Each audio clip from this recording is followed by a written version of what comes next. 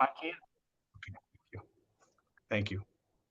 And I'm going to, as we get started here, I'm happy to turn it over to Dee Dee, whom I'm always happy to have start if and when needed.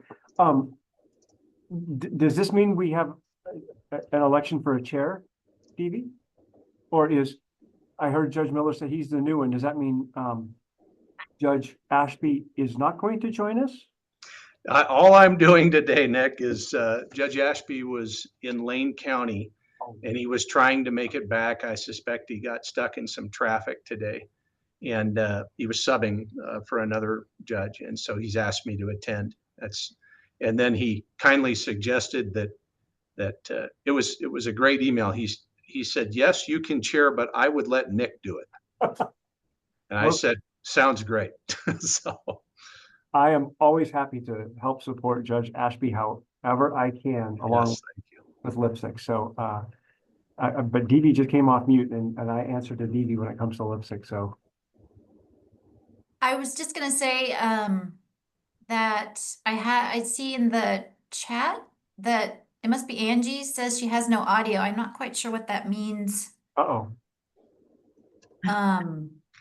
I have no audio. Oh, we hear you. You mean video? DP, this is Angie. Can you hear me? Yes. I have no audio coming to me.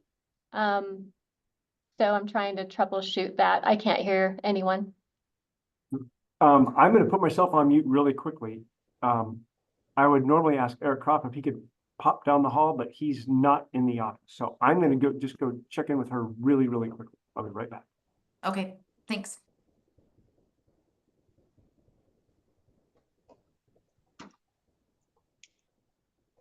Hi, TV. Hi. Good to see you. Good to see you. I'm not sure, just for the group, I'm not sure if Judge Ashby's going to make this meeting. He was going to try. He had to go cover in Lane County because we had a judge trade going on. But Krista, no, it's okay. I'm attending and I've already told them all and he won't be with us. Oh, great. Thank you for confirming that. Sorry about that. I couldn't see you on my screen, Judge. Can you now? Yes. Okay, good. Thank you. You betcha. And then those kind of just hopping on, we're having some technical issues with the person who's running some of the Zoom meetings. So our acting chair of this meeting, Nick, has gone to sort of see if he can sort that out because they're in the same physical location. But we're just gonna give it a minute here for him to return.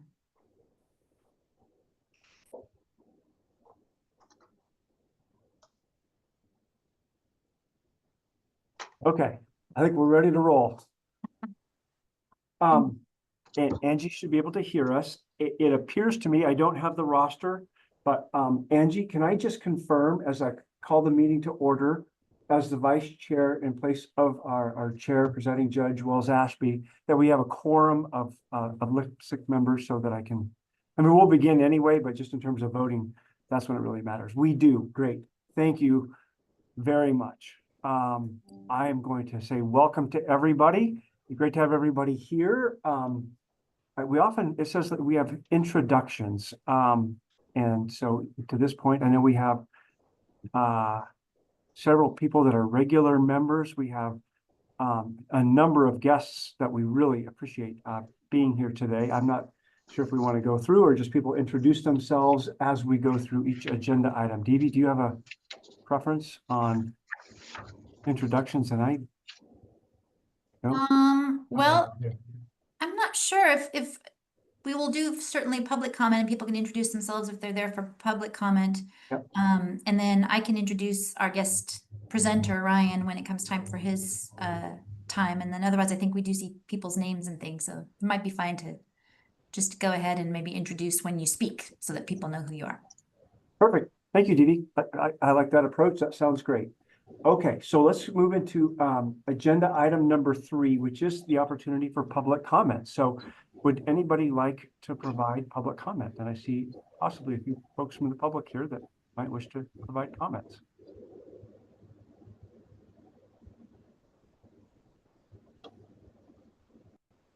Any hands raised? I'm not seeing any on my screen. Angie, do you see any hands raised for public comments? Okay, you're on mute, but I think I said, I think I heard you, I think I saw you say, I do not see anybody. Oh, I there's don't- one. Oh, I do see one. Is it Joanne? Please, okay, I'm gonna put myself on mute. Welcome. I'm gonna turn the floor over to you. Thank you. Good afternoon, members of the community. Thank you for your service to all of us. My name is Joanne Mina. I've lived in Deschutes County for 15 years and raised my 2 girls here. And I sharing a concern I have, and I hope that you can possibly help our community address that concern. I am a business owner, and as a business owner, I provide workshops, I facilitate focus groups, and among the workshops I offer, we talk about constitutional rights. And one very important distinction that I do as a facilitator is to make sure that people know how to identify our local and state different officers. So we look at, what is the protocol, what is the uniform, what is the conduct of a police at the city level, a sheriff, a state trooper. And what I find very, very concerning is that all of you who do this public service are certified. You go to a training to guarantee that you have some standards that you uphold. And my concern is that we have unidentified federal agents coming to Deschutes County and not necessarily having, the uniform and the protocol that your agencies have. What we're seeing is instances of agents pulling guns out on people. And there are videos of things escalating seriously. So my invitation to all of you, part of the Deschutes County Public Safety Committee, is to take a position that goes from professional to professional. I know that you cannot interfere, and we're not asking you to interfere with what federal agents do in our community, but I think it's important that the Oregon public safety standards are followed by all agents in our state. And any local or state police officer identifies or sees that a federal agent is not following that same safety public standards, I think that we need you as leaders in the community to be able to report that to our local authority here in the state. And they may not be able to remove a license or a permit to be a public servant in that capacity, but it is important that we document what is happening. And us as community members, we may not know, we may feel that things are off, but you as, folks that have gone through the Oregon Training for Public Safety standards, you are able to see when somebody is behaving in a way that will hinder your own reputation, the public safety officer. And that's the concern, right? That we don't want the community to paint everyone under the same brush.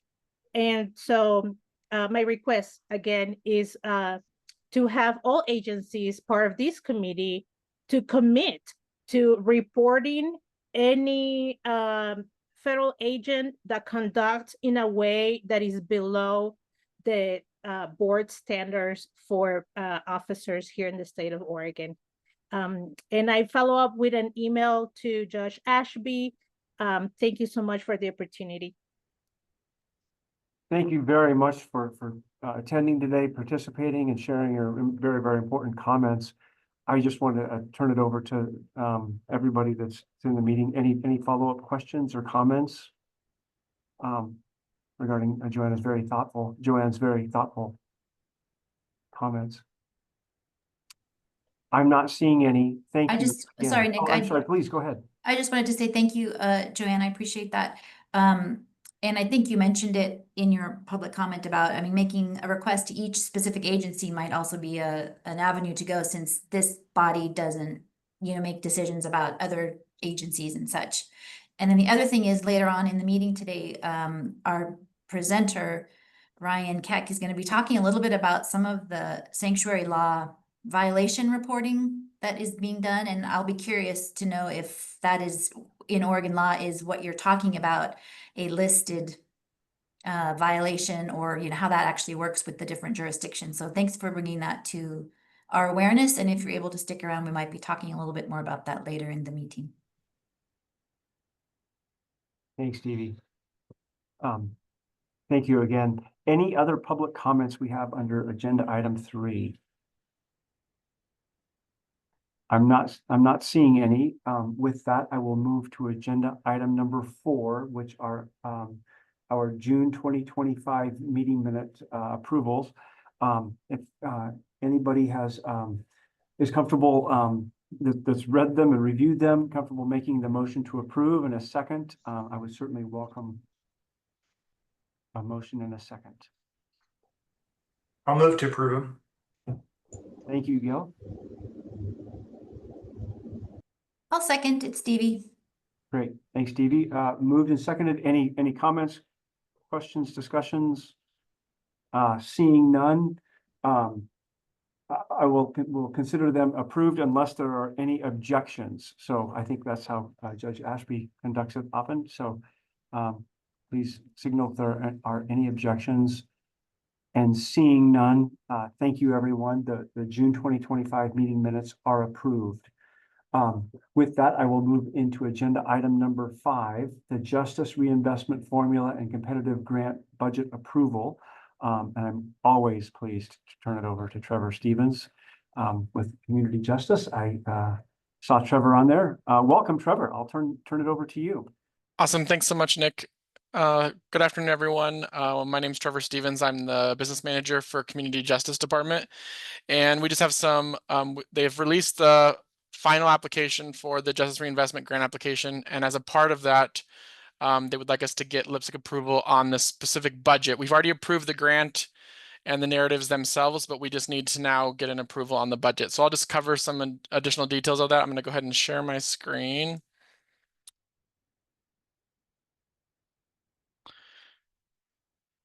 And so it's the Justice Reinvestment Grant application, and the ask for LPSC today is approval of the budget for both the formula and competitive JRP grant applications, and this will be for the 25-27 biennium. So starting July 1, basically today, and going till June 30th of 2027. Award approval will know likely sometime the end of September, and then start working on that process early October, November with final approvals. So. Formula grant, just some more background, just for a reminder for everyone, was created out of House Bill 3194. It provides funds to counties to address concerns over growing prison population and the need for additional prison in Oregon. One of the major goals there was prison reduction, and then reduction in recidivism for drug, property, and some prison eligible driving offenses. Really kind of focusing on that public safety and holding clients accountable. From the inception of that program, we have built the Deschutes County JRP program, and it's been kind of a coordinated effort between several of the agencies, but really focusing on that partnership with the district attorney's office in determining who can we safely supervise within our community and offer that downward departure in lieu of a prison sentence. Just some other components of that, just as a reminder.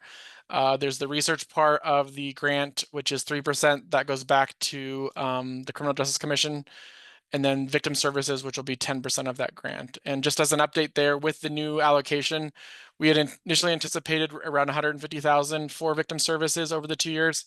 It's looking much closer to 190,000 over the 2 years. So that's a increase for our victim service agencies providers over that period. So I will continue to work with them to finalize their budgets as we submit our final application. The Deschutes County JRP program, as I mentioned, has been in operation since 2016. We're really focused on downward departures, short-term transitional leave, individuals releasing from prison early, that STTL population, and then those that are all on alternative to incarceration program. That's another prison release valve of coming out early. We're using funding to really sustain the work that we have been doing for the last couple of years and really kind of focusing on that collaboration between the court and the DAs. Our goals being to really safely and effectively supervise clients in the community and really understand their criminogenic risk and needs and kind of case manage and build program structure around that. Really focusing on skill building and support based on cognitive behavioral therapy, treatment, housing, and other basic needs, and including transportation, DMV ID letters, and things like that. So really working on ensuring that we have the skill building and resources for that population to try to help sustain success and balance that public safety, but also that accountability with the behavior change that we're trying to work on with these individuals. Just a kind of recap of our JRP program and the data, we're seeing a positive impact overall for Deschutes County. If you look at that baseline, that 2012 to 2015 baseline, we're still well with under that baseline in terms of prison reduction. And we're seeing kind of a either decrease or neutral impact on recidivism. So we haven't seen a increase, which that was the goal of the program. We also have added some additional components, and we're kind of adding additional resources through peer-based recovery support programs for individuals. And then also we have launched our gender responsive program, which really is focusing on working more effectively with women on supervision, understanding that they have different pathways into the criminal justice system, and addressing those pathways and those behaviors more effectively with that population. So for today, our budget for the formula grant, for the Justice Reinvestment 25-27 budget, it's a total budget of $1,906,133. $1,658,336 of that will be for program funding. That's specifically for services. $57,184 will be for evaluation funding. So that's a 3% that gets remitted back to the Criminal Justice Commission for their research efforts. And then there's that $190,613 for victim services funding. For the formula program funding, the majority of the funds that we will utilize over the 2-year period are for FTE. Basically $1,439,683.80 is allocated towards FTE. And then the other major component of our formula grant is housing resources. And over that 2-year period, there's $218,656.20 allocated for housing resources. Generally, that we haven't awarded the final contracts for those, but that's in the past has looked like beds at the Bethlehem Inn, sober housing beds through Pfeiffer and Associates, and then working with other community providers who provide managed sober housing and contracted beds in our community. The budget for competitive grant funds, the JRP competitive funds for 25-27 for Deschutes County, we are eligible to apply for up to $545,374. This is a cap of what we can request over the 2-year period. And what they did is they based this on our 23-25 award, and they added 5% to that. Now with the competitive fund, there's some fairly, one of the key components of that is to really focus on providing funds that are essential personnel for our JRP downward departure programs. And so that's really just the personnel that are running that program. There's really not funds in there for materials and services, housing, other things, but really to support the personnel that are providing those services. So for our 25-27 competitive request, we are going to we would like to request the full amount, so that $545,374,000 figure. And the FTE that we'd like to focus on for that is a parole and probation officer, somewhere in the realm of 0.5 FTE to 1.0 FTE, and a district attorney, which will be 0.25 to 0.5 FTE. So over the 2-year period, those are the FTE that we would support for the competitive grant. Both of these FTE are essential to the JRP program, and we're really focusing on kind of building that partnership with the district attorney's office.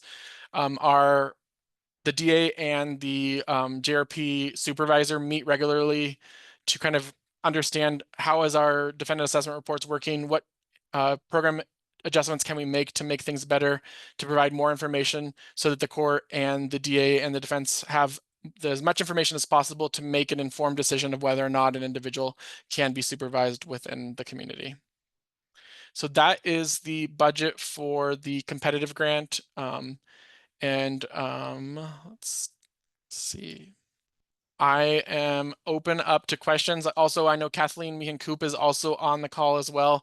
If we have any questions from the DA's office, her and I are working closely together on the submission of the competitive portion of this grant application. And so what we just need today is an action item of LPSC approval on the JRP formula and competitive grant budgets, but I'm open to questions before we move to that if there are any questions about either of the budgets or that information that I provided. Great, thanks, Trevor. Really, really great presentation. Great information. I appreciate all of it. Let me open it up to questions, comments, discussion by our group.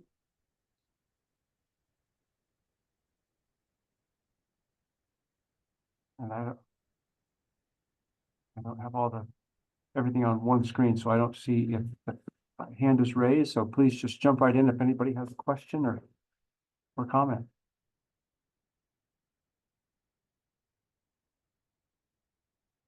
And I am not seeing any. I will say a couple of things. One is I really appreciate hearing about the positive impacts that we've achieved. That's great news, and also great news to hear that the funding allocation may be from the 150 to 190,000 is greater than we were anticipating. So great news on both fronts there. All good stuff.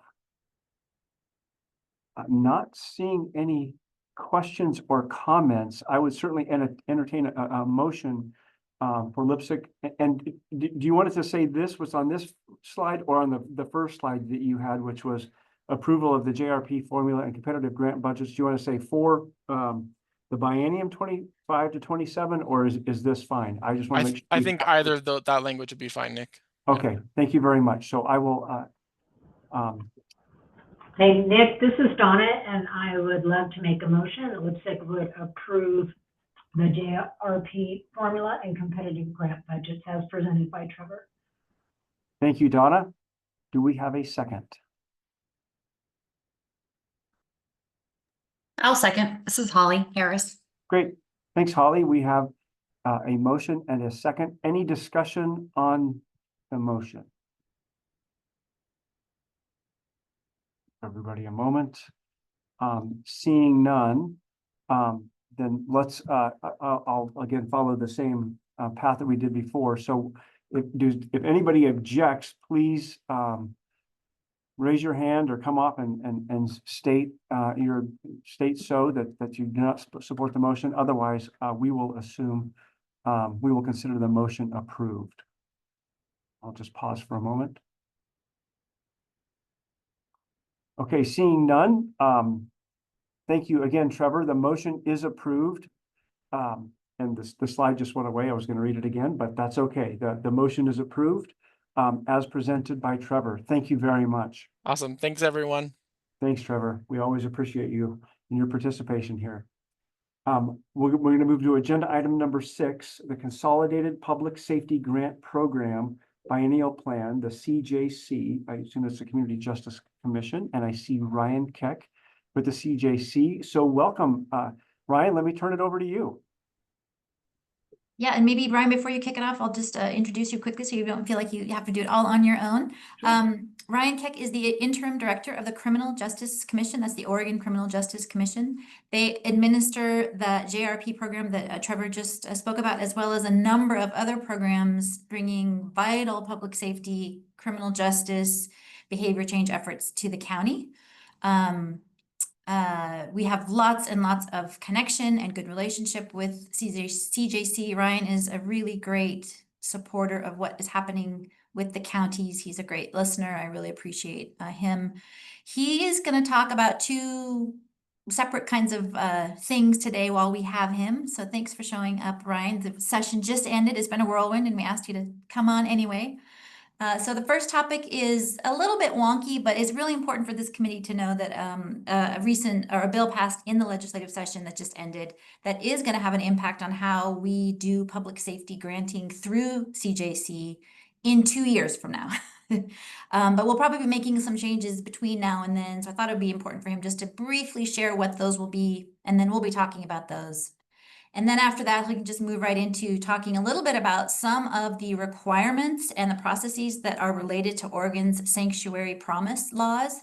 There are some good reporting and data elements that we don't think we've ever talked about in this group, and I thought it'd be a really good time with everything that is going on in the community to chat a little bit about that and see the data. So that's kind of what Ryan is here for, and I think he'll have a presentation, maybe a couple slides, and I'll just turn it over to you, Ryan. Great. Thank you, Devi, so much for the introduction, and good afternoon, everybody. I don't have to introduce myself. I'm Ryan with the Criminal Justice Commission. I do have some slides, so just give me a moment here as I pull them up and get them started. And Ryan, as you pull those up, I should have introduced you as the interim director for the Oregon Criminal Justice Commission to give you your proper title. No, not a problem. That is my current role. We'll see how long that lasts. Are my slides up? You see an update slide? Perfect. Okay, I wasn't sure what to kind of put on the face. We'll just do an update in these particular two areas that Devi had asked for. And so I'm gonna put a disclaimer on my first topic, which is the consolidation grants, and that's just because, as Devi mentioned, session just concluded. On Friday night or late Friday night. The bill that we'll be referencing hasn't yet been signed, and most importantly, most of its impacts as it relates to your all's role in these grants doesn't take effect until 2027. And so it's a big, bright, flashing light if we can. A lot of this consolidation is not until 2027, which means we don't have a lot of details just yet. We're still trying to work through that ourselves, but our commitment is to then engage with counties and engage with partners to develop, and then certainly to relay that information so that it's a hopefully smooth transition in 2027. So with that said, House Bill 3069 was a bill that was introduced during this previous session, or the session that just concluded, and it covers a number of different aspects related to CJC's grants and quote unquote modernization of those grants. We're working through, like I said, a number of these segments, but one of the key pieces to bring forward to you all today is the idea of consolidated grants. We have currently 8 primary grant programs that we operate here at the Criminal Justice Commission, and each of them requires an application. Each of them requires a review and an approval process, which equates to time, not just for the Justice Commission, but for you all as applicants. That means 8 different applications for a county if you're interested in each of those funds. Going through the back and forth of refining that application, responding to review committee questions, and then ultimately receiving approval and having contracts associated. And so out of some of the frustration expressed statewide is related to this process, the bill was introduced to consolidate efforts where possible. So we now have, or we are working toward, a consolidated grant titled the Public Safety Coordination Grant that would again be taking effect in 2027. And this particular grant would create a singular application process for the 4 grants listed on the screen.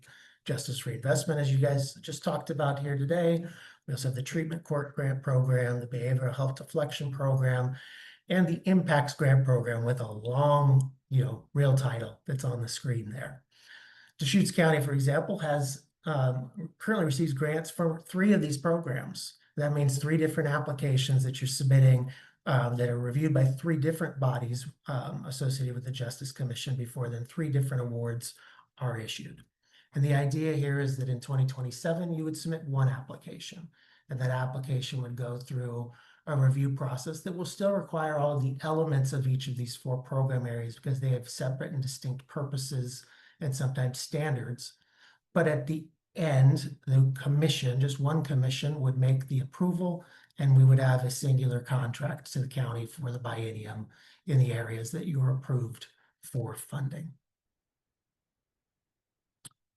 Another aspect to kind of put on, bring particularly to you all as a public safety coordinating council is some of the expectations that are specific to that. council. So when this process rolls out in 2027, there will be an expectation that that application is submitted by you all. Currently, with the independent grant program, some of those applications come through you all, like you just did with Justice Reinvestment. Others come directly to us from a particular department or agency, say within the county. So in the future, they will all come through one application that is submitted by the LPSIC. One of the new things that the bill does moving forward, and so I think partly why bringing it to your all's attention now to begin thinking about, is that with the purpose of this grant being to kind of strengthen and support coordination at the local level, the application that you do submit in 2027 will ask for you to submit a biennial public safety plan. That plan's purpose is to kind of describe what your county's approach and goals are for reducing individuals' involvement in the justice system. Along with that, the statute asks that you include a list of budget allocations that kind of help to speak to how those interventions or those programs are funded in your county. And then kind of the third rung being then to explain how CJC funding and funded programs, are incorporated into that plan. And then as I highlighted on the screen, that's accordance with standards and best practices. Again, mentioning each program has its own set of expectations that this process would ask you to speak to or align your plan with. And so that could look very different in every county. And so I don't want to get into much detail because we don't have much detail, but I put just as a graphic here a number of different types of strategies or approaches that counties might utilize in reducing individuals' involvement. The idea with the plan is the county gets the opportunity to define that for themselves and speak to what it is they intend to do or their goal is to do in reduction of use of justice resources as it relates to individuals' use, and spell that out. And I think where the coordination comes in is, as of right now, where you maybe are hearing justice reinvestment, and I don't know, I'm just gonna make it up. It's, let's say you're not together as a group talking about the impacts grant. In 2 years, you'll look at all of those things side by side and look at how your public safety system in your local jurisdiction is connected and coordinated. And so that's all I prepared today on this piece. So I'll pause for any questions about this coordination grant. Thank you. I'm looking to see, anybody can just jump in or certainly raise your hand if you wish. I'll just say that, I've shared with Ryan, and of course he knows through relationships with y'all too, that, we have a really nicely coordinated, strong LPSIC. We meet regularly, we talk with one another, we work offline. That includes obviously all the members that are here. And I think that in general, this is going to be a transition we can handle, of course. But I do think it's a little bit of extra work that in my head, I've been wondering about, maybe some committee work, or I think it might just change a little bit of the structure of how we get the work done, because it may be more coordinated and easier in that sense, but I think in the short term, it's certainly going to require us to come and have those conversations in a very timely manner, that may not happen just this once a meeting or once a month meeting, et cetera. So that's kind of what I've been thinking about. But in general, I've been pretty confident that we can handle the new requirements. I second that, Davey. I mean, I've always loved really participating in these meetings, and I think we are so lucky. I've always loved hearing just a presentation from Trevor. Just really, he kind of lays it out to us in a way that we totally understand and really get involved in that. So I just thought I should say that I really appreciate Trevor. Really, for at least for me, he makes it so easier to understand and to move on along. So it's just great. Agreed. Thank you on his behalf. Yeah, that's great. Thank you. Any other comments or questions about Yeah, Nick, this is Holly. Hi, Ryan. How are you doing?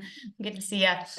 Just real quick, I'm assuming all these grant streams will still have their individual grant requirements related to that particular funding. So it's not like they're consolidated in the sense that it can be used any which way you want, but needs to align with the intended grant functions in there. Yes, that's correct. So it just simplifies the process for requesting and ultimately getting the grant dollars. It doesn't change the expectations within each of those individual grant requirements, the standards or metrics used to make a determination. One of the things that will be unique to this that we will navigate is Justice Reinvestment is a formula grant. Treatment courts are a competitive grant. But they're all, so you're applying at one time for two different types of things between these 4 programs. It's almost evenly split between what's formulaic and what's competitive. But those decisions would be made based on that individual grant's specifications and requirements.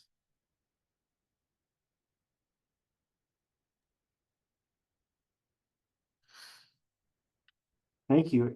Any other questions or comments about this item? And if you can hear the thunder, that's what's coming outside my window. You have it where you're at as well. It is seeing no further comments or questions on this topic. Ryan, I'll just ask you to please proceed as you wish. Very good, thank you. So the second area that I was asked to speak on today is actually the result of a bill that was passed in 2021. So that was House Bill 3265. I'm sure everybody knows that in our state, we've had sanctuary laws in place now for some time, going back to the 80s, and they've changed over time. And in 2021, the legislature took up an effort to strengthen those laws further. What was different, I guess, for us, the Criminal Justice Commission, was at that time they asked that some of these changes then open up a reporting process, both with us, the Criminal Justice Commission, but then also a resource that the Department of Justice has provided as a hotline.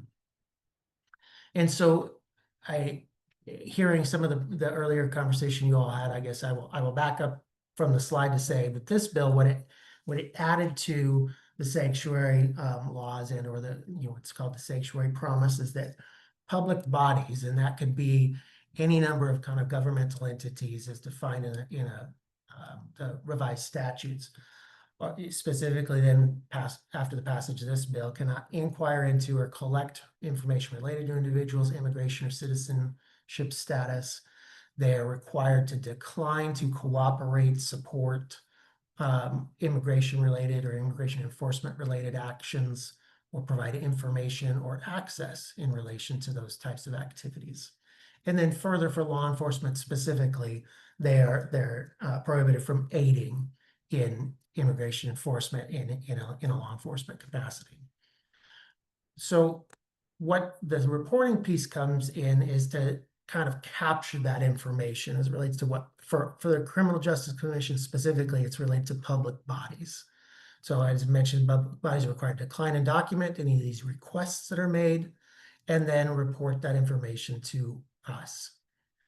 Public body, I have the list there. As you can see, it is kind of a broad topic. We see most of our reporting from law enforcement, at least to date, but just for the purpose of understanding, I guess, public body and who's required to report these, to make these declinations of requests and then report them, does expand beyond just law enforcement.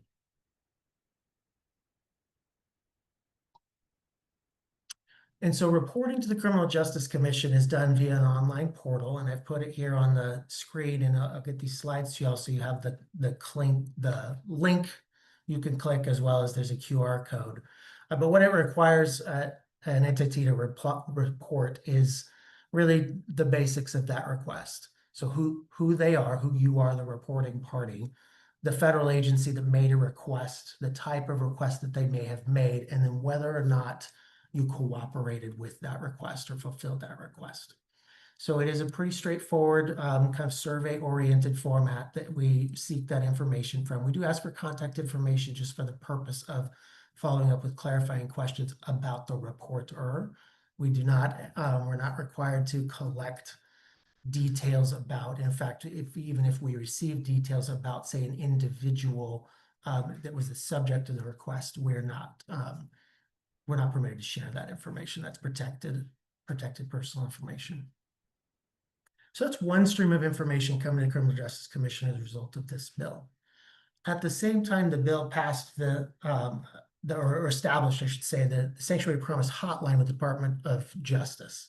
And what that was stood up to do was provide an outlet for members of the public to report what they are observing, what they have experienced for themselves or anybody else that they're familiar with or in association with, and report that to the state for sake of further inquiry.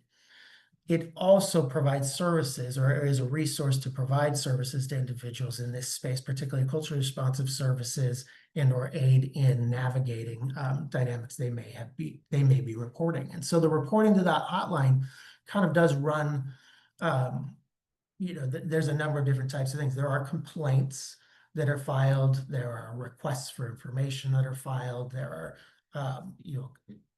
other types of allegations that can be made. And sometimes there are reports made that don't fall, I guess, in the space of Sanctuary Promise, but people use it as a resource to try to connect with the state. And so that information also then is forwarded to us for sake of reporting out to the public at large, as it relates to hotline calls or submissions, because it's both a phone line that you can utilize both in English or in Spanish, as well as an online portal where these reports can be made. And so I've included that here as well as information for you all, as well as your public.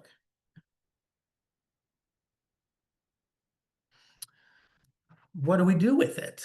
So we are required then to publish and continually update a web page that has the information that's reported to us at the CJC. And so as luck would have it, I don't think DV knew, but when this date was scheduled, or I was asked to be here, was the same day that we released a couple of pretty new aspects of this responsibility for us. So one, we have transitioned to a dashboard to relay the information that we receive. So it provides a little bit more of a analytical view of requests or reports over time within the state and by jurisdiction.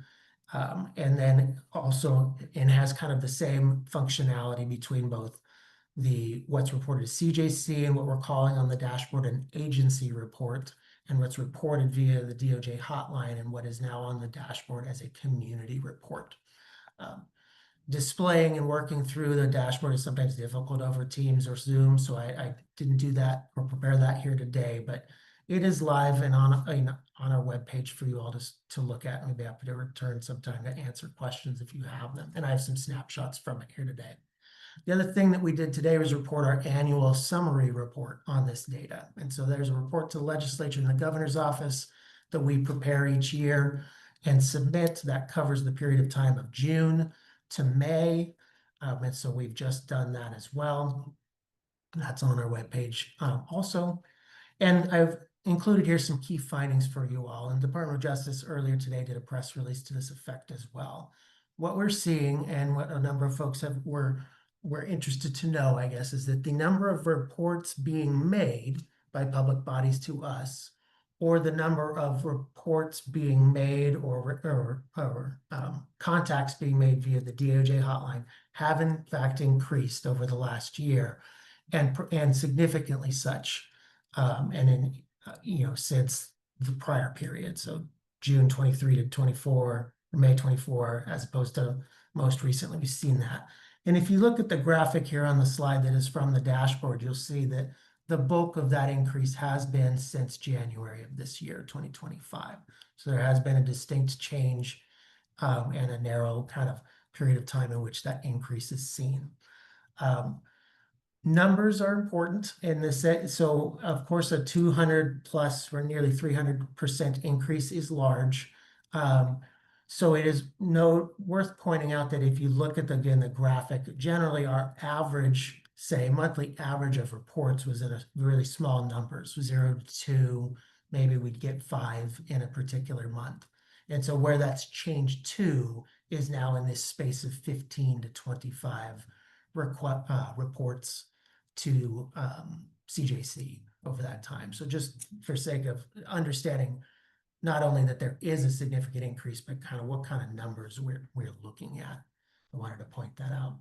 I also want to just make note that the graphic you're looking at here is directly from the piece of reporting that comes to us. So this does not include hotline data. This is just reflecting the public body reporting to CJC that you see here. And again, that's predominantly law enforcement that makes those reports. And so looking at the state and sharing with you some of the other components of the dashboard that we released today. What's on the left with the map, that's agency reporting. So that's direct public body reporting to CJC. You can see I tried to kind of pull out where you all are in this space and give you an idea of what you find on our dashboard, which is that there's a map where we do some highlighting of what where those reports have come in at a particular, over the course of time, with some circular mapping that is done to try with some colors to see like what types of entities are reporting, and kind of as the circle gets bigger over time, meaning that public body is receiving or reporting majority of those requests, pardon me. Again, currently mostly law enforcement. The larger circles in some of the jurisdictions are typically from jails that we're seeing those requests being made. And then what it contains at the bottom is kind of the short list of most recent reports. So here with Deschutes County, you can see we've got 4 in the roughly the 2 calendar years, most recent calendar years. On the right-hand side of the screen is what the dashboard looks like when you look at the community reports. That is what's reported via the DOJ hotline for Deschutes County. And so you can see here it's broken down by year, with the most recent year highlighted. There have been 5 that have come in since January of this year from York County, or right where it was reported in York County. Now, it's important to point out the dashboard doesn't include everything, because what gets reported doesn't always include everything. But we're making an effort to try to relay, obviously, what we do receive as in conjunction with these reports and requests. And so there were 5 reports made via the hotline. Then looking at this, what was at least reported in those 5 were 2 different types of violations alleged by the individuals making that report. That's what, so someone had alleged, at least in one case, there was someone that a federal agency was investigating an individual. There's another one that said that the federal agency requested to use public resources. And then the other table is that at least in 2 occasions, 2 of the 5 reports, they alleged that ICE particularly had been conducting this activity and potentially violating our laws. So there is more on the dashboards than what I've shared with you here. I just tried to kind of pull out some snapshots. We still are working on some functionality of it, but on either tab, you should be able to kind of click on your county to see a little bit more detail or information about what has been reported. Again, it does not get into case level type of data. That's not what we receive, and it's not what we report. Department of Justice does, of course, conduct inquiries into what they receive via their hotline, but that is not what they turn around and relay to us and say what they follow up with, or how they follow up. So I guess if the county is interested in more detail about DOJ's inquiries or investigations, then you would need to reach out to them. And that's the extent of my slides, but of course, happy to answer questions. Thanks, Ryan. I do see a question that Joanne posed to you. Are you able to see that in the chat? I'm happy to read it as well if you prefer.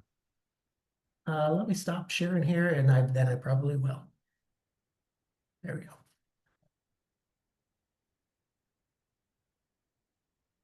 Okay, yeah, good question. No, the CJC does not currently receive any reports as it relates to the DPSST standards. So what's reported to us is directly from public bodies and relates to these requests to cooperate and the declination to cooperate with a federal immigration enforcement action. And so standards related to moral fitness for public safety officers is something that DPS's team manages, and it's not a part of the reporting to date. Thank you. And if I may, I'll turn it back to Joanne for, she has her hand raised, please. Since y'all are just so lovely and down to earth and informal, I just wanted to raise my hand one more time. Thank you. And just to say thank you, Ryan, because this data helps us understand what is the activity, but I think I want to drive in the concern. There are actual people dressing up as federal agents, and there's allegations of pulling out guns on people. In other states, we've seen that there was a home invasion and sexual abuse by people that dressed up as ICE. So I think it's very important that every public servant law enforcement in our community is very aware of what the standards are and hold federal agents to the same standards that each others are holding we are holding each other here in Oregon. I think we're looking at crimes at times, right? When they break into a vehicle's window without the search warrant. And so I want to just really, really stress we are counting on our local public safety coordinating council to stand for us. Thank you. Thank you very much. Hey, Nick, this is Brad Porterfield. Hi, Brad, please. Yeah, go ahead. So I'm just curious to know if the folks here that represent law enforcement agencies could share what has gone on in their departments as far as training for the Sanctuary Promise Act reporting. Just, I mean, to know like how aware and informed our officers, our law enforcement staff, et cetera, about the law and the opportunity requirement to report. Love to hear about that. Thank you. I'll open it up, see if there are any responses to your comments, question. Chief Krantz, welcome. Hey, thanks. I'll comment on it. I think I mean, we've been over this several times. I think we're rehashing the same material over and over again. I think we have, this law has been in effect for a while. Every law enforcement agency is very aware of it. There's very few requests that come across it. You've seen on the dashboard. We have pretty stringent policies around it, how we train on policies, and that's pretty much it. It's not a challenging law to follow. It's pretty clear. I think the other part is that it's also very clear that we have a responsibility around local public safety on answering 911 calls and non-emergency calls and conducting the business of our community and with regard to public safety. What we don't have is authority around federal enforcement of laws and those responsibilities. Those are left up to the agencies that clearly have those responsibilities and apparently the people to do it. So just for a very basic kind of down and dirty. And if I could follow up, Chief Krantz, so how are the federal agencies making our local law enforcement agencies aware of their activities in our county? Not at all. It's Not at all. required. It's not anything that's ever happened. I've done this for 32 years. We've never been informed of federal enforcement unless there's, for instance, like a DEA drug case that ties into a case that locals are working, that then they coordinate on, arrest of something. But even when I work the street crimes units, drug units, frequently, I mean, I've supervised federal task forces, and that's about the only time we're truly aware of, the federal case that you're working on. But as far as federal actions, I think nationally, there's a significant number of federal enforcement agencies that we all probably have never heard of on several three-letter, names that, I mean, you wouldn't know. There's, postal inspector enforcement and agricultural enforcement and U.S. Forest Service enforcement. I mean, there's all these different agencies, many that we don't know of that take enforcement action all the time, BLM enforcement. along with our typical 3 letters, FBI, DEA, DHS, ICE, that are doing their work every day, all day in all the communities, and we just don't know about it. It's just not, primarily, I think, because they know that their job is whatever they have tasked for their mission, and ours is local public safety, and it really doesn't, that's just not, we don't do their work, they don't do ours. I'd love to see some of them show up and take some 911 calls for me, then take some pressure off some of our work, but that doesn't happen either. So, yeah. Can I ask you one more question? Is there a law that requires law enforcement people to have identification on their bodies, their name, and the agency they represent? A law, I don't know about the federal side. I mean, ours are pretty clear around, enforcement on how we identify ourselves, particularly, I mean, our laws in Oregon are particular around when you have to have identification is when you like in public order or protest events, if you're taking action on showing up on those. I mean, technically, when you perform work, you should identify yourself. There's always exceptions to every rule, I suppose. But I'm not familiar with what the federal government requires. I think it would be a common practice that if you're taking action, some sort of law enforcement action or enforcement action in general, that you would identify yourself, because, you're stopping the potential of someone trying to resist you or fight you if they don't know who you are. I'm not going to speak to, I guess, the assumptions that's going on. I mean, we see a lot of false stuff on social media that's being posted all around the country. We see true stuff on social media. We don't really know what's going on. We see an awful lot of AI generated stuff lately that's completely fake and false. So it's really hard to determine based on social media what's real anymore. But as a general practice in law enforcement, that when you're taking enforcement action, I would say the best practice is to identify yourself, so you're stopping the potential. I mean, if someone's, whatever the action is, if someone's coming up to me and trying to detain me and I don't know who they are, that's going to be a problem.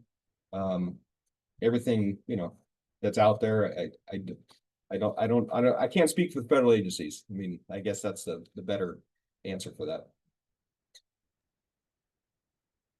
Good questions, Brad and Chief. Thanks very much for being here and responding and answering the questions. I really appreciate it.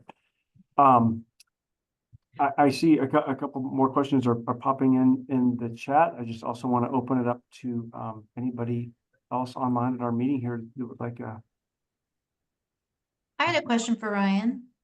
please, Dee. Are the violations that from the hotline that come in, are those about alleged violations of what state Oregon public bodies may or may not be doing, as well as what federal bodies may or may not be doing? Is it both, or is it just one or the other? It can be either. What the hotline is kind of open for the public to report, really kind of whatever they feel they need to report. And what DOJ then works through is to determine whether or not there's a potential violation or not to our sanctuary laws as it relates to primarily what's right? I'm losing the word here, right? Who it's applicable to, right? So our sanctuary laws are applicable to our public bodies and otherwise, and so they look for whether or not there are any concerns there. Okay, but so, and I'll look at the dashboard, the updated one too, but I understood you to say that of the 5 allegations in your most recent report that were made related to Deschutes County public bodies, the allegations were that federal entities or federal bodies were violating the law, not that Oregon bodies were violating the law? It could depend. I think typically what we see is like with what we require or we ask for during a public body report. We ask community members when they report if they know what federal agency is involved. And so this is probably better maybe framed as this is what a community report indicated, or a federal agency community report indicated was involved. It may not necessarily be a direct allegation against that federal entity. Thank you. Thank you very much. Good. Continuing the discussion. Any other comments or questions? And I will just share that Joanne and Chief grants have continued to exchange messages via chat. Thank you for continuing the discussion there as well. Any other comments or questions with this topic? And Ryan, you're completed with your presentation and we're I'm just, done, yes. yeah, okay, I just wanted to confirm. Well, great. I'm not seeing any other hands raised or anybody come off mute. Unless I'm missing anybody. Nick, is this Oh, Judge Judge. Miller? Yeah, I'm please. sorry, I'm just tracking the agenda. I didn't want to, I noted at the end, it says agency announcements and other. Is this where you're at now? I didn't know. I thank you, Judge. I'm just about to get there as we just have wrapped up agenda item 7. Oh, sure. So- Sorry. No, Didn't mean to perfect. Thanks, Judge. Let's do that. Let's move right into agency announcements and other comments, please. I'll turn it over to you. Well, just a brief update. Judge Ashby asked me to let the group know that today the Chief Justice Flynn issued a new interim order. It's CJO number 25-018, and it's to establish court procedures for addressing immigration enforcement activities in Oregon courts.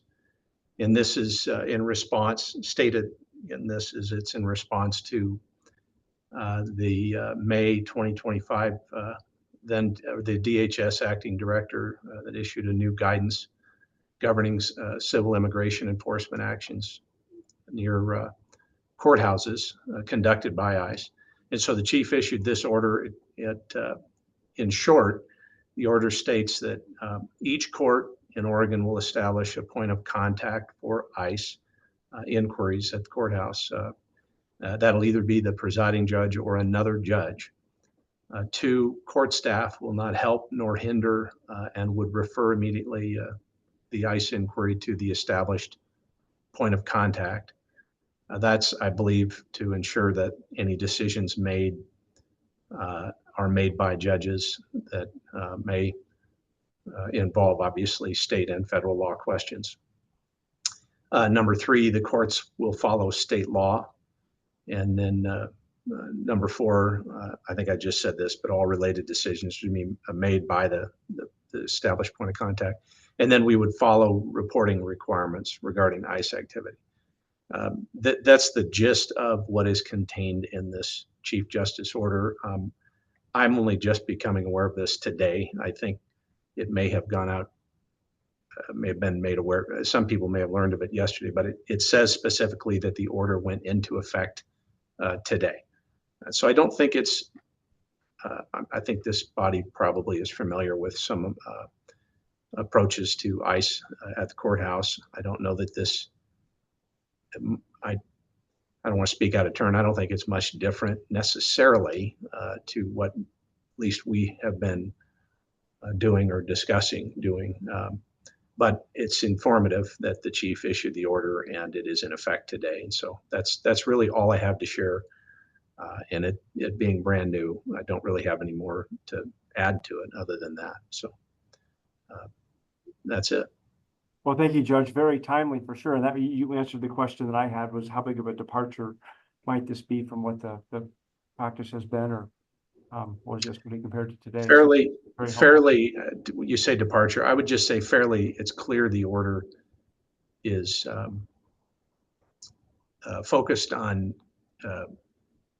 I think in part for sure, keeping court staff out of the fray. It's a difficult thing if the situation were to arise to have, you know, they don't come into your, I don't know, but they don't come, I suppose they don't walk into my courtroom and see me on the bench. They would most likely be approaching staff.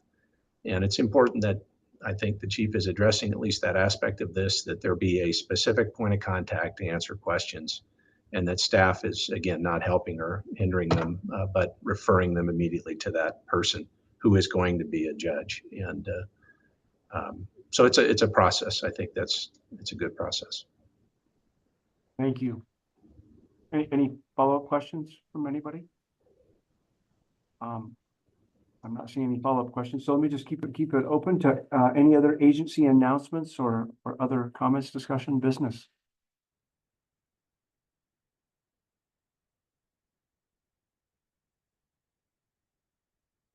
I know the one topic we've been discussing for months and over the last couple of weeks has been the legislature. And of course, we know that just concluded. And we'll continue to learn more about those decisions over the days ahead from certainly our county lobbyist and from all of the organizations, groups, et cetera, lobbyists that we're all involved with and engaged with.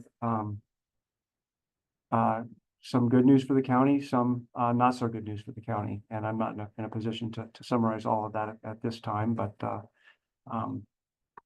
a real mixed bag, I think, for the outcome of the legislature. I just opened that up. I don't know if anybody wants to provide any comments on that. Some of you know far more than I do about anything, but certainly don't feel obligated to either.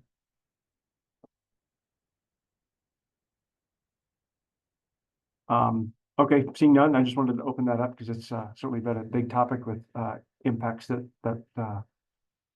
some are feeling now and will continue to going forward. And as I say, we'll continue to all learn about the outcomes of the legislative session together over the days and weeks and months ahead.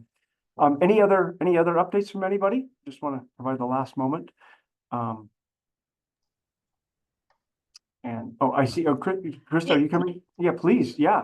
I just wanted to kind of remind this group, I've been attending this meeting in the absence of Angie Curtis, our trial court administrator. I just want to remind this group that Zoe Wild, our new trial court administrator, will be coming on board on Monday next week, July 7th. Her name again is Zoe Wild, and so moving forward, I would expect maybe that she'll be participating in these meetings moving forward. That's yet to be determined. We'll have some discussions once she's on site. Well, thank you very much for attending, participating, coordinating since Angie left us, and during the interim, we really appreciate it. Thank you for the update. I couldn't remember if the first day was today, the first, or if it was next week. So I really appreciate the reminder that it is next Monday, July 7th, and I'm sure we'll begin to coordinate and work with her on a regular basis soon. Thank you very much. Sounds wonderful. Thank you so much. Okay, well, seeing none, unless there's any last minute hands that are raised or anybody coming off mute, I will adjourn the meeting and thank you to everyone. I hope you have a wonderful 4th of July holiday weekend and be safe out there. Thank you.